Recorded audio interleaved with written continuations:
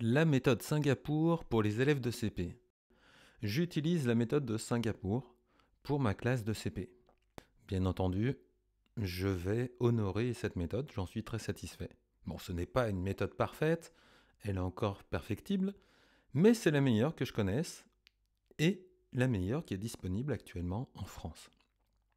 Pour les élèves, cela a permis de réduire les difficultés que pouvaient rencontrer les élèves en leur donnant explicitement des dispositifs, des exemples, des procédés.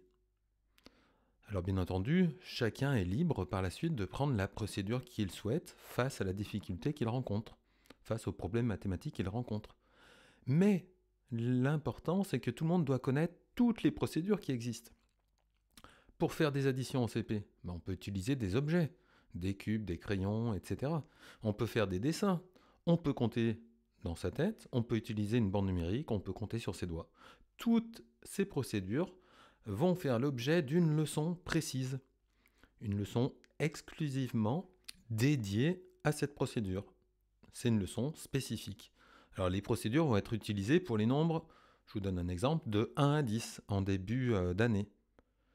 Je rappelle qu'on peut connaître les nombres de 1 à 10 sans maîtriser leurs relations. Comment on décompose des nombres, etc. 9, comment ils se décomposent. Il y a plusieurs façons de le décomposer, plusieurs solutions. Eh bien, c'est important d'apprendre à chaque élève, même ceux qui savent compter jusqu'à 1000, ces relations entre les nombres. Même ceux qui ont une grande connaissance des nombres peuvent avoir des difficultés à manipuler les nombres. Donc, je reprends.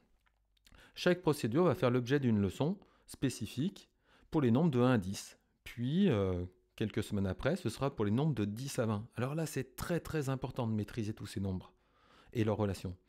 Ensuite, on aura de 20 à 69, puis de 70 à 100. Alors bien entendu, quand on verra les nombres de 20 à 69, eh bien on verra qu'il y a des procédures pour faire des dizaines et pour calculer plus facilement. Donc là, on va ajouter des procédures au fur et à mesure qu'on aura des nombres de plus en plus grands. Alors pour faire toutes ces séances, toutes ces leçons, il faut du matériel. Et donc c'est fini les découpages stupides de petits carrés de 1 mm sur 1 mm, cette perte de temps, c'était inutile. J'ai utilisé CapMath pendant une quinzaine d'années presque.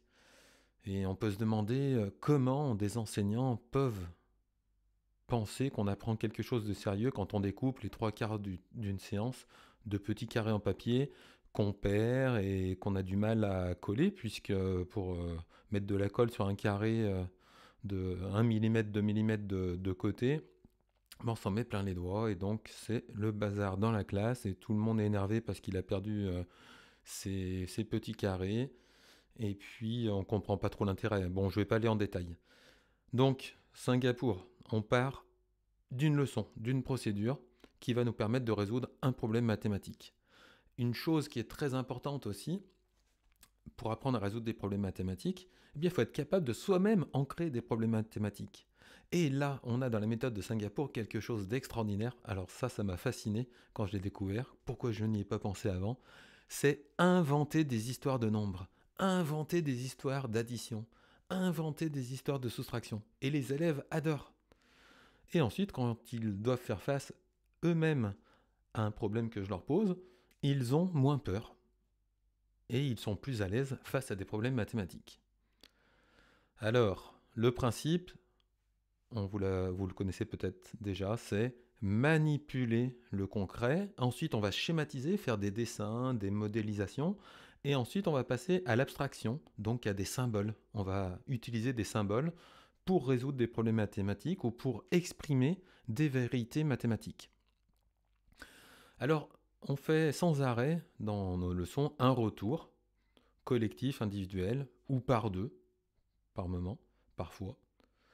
Et ensuite, donc là c'est la leçon. La leçon, donc on procède comme ça. Et ensuite, il y a les mêmes exercices que l'on vient de faire collectivement ou par deux.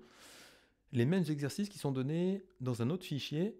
Et ces exercices sont des exercices d'application individuelle. Donc là, les élèves doivent chercher à les faire seuls.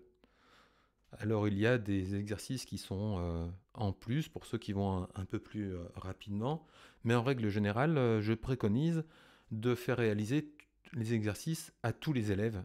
Certains, ils vont devoir avoir un guidage plus poussé, mais au moins ils sont satisfaits de devoir faire, quand ils font tous les exercices, ils sont contents. Quand on leur dit fais pas cet exercice, bah, normalement ils se trouvent dévalorisés par rapport à ceux qui font tous les exercices. Alors, même si vous pensez qu'entourer des dessins c'est enfantin, à un moment on va faire des paquets de 10, hein, donc avec des cubes, et puis ensuite on aura des dessins, et il faudra entourer 10 dessins. Alors on peut penser que c'est inutile parce que certains vont tout dénombrer facilement, mais là l'objectif c'est de leur montrer qu'en construisant des paquets de 10, on facilite le dénombrage, le dénombrement, et cela facilite également les calculs. D'ailleurs, même les élèves experts prennent plaisir à ces activités.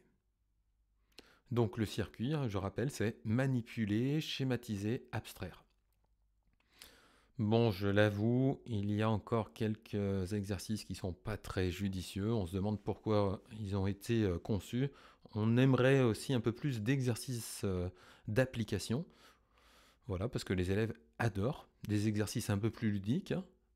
Parfois, il y a de bons exercices et à mon avis, ils auraient dû en mettre un peu plus dans ce style, hein, suivre des labyrinthes, des choses que les élèves apprécient.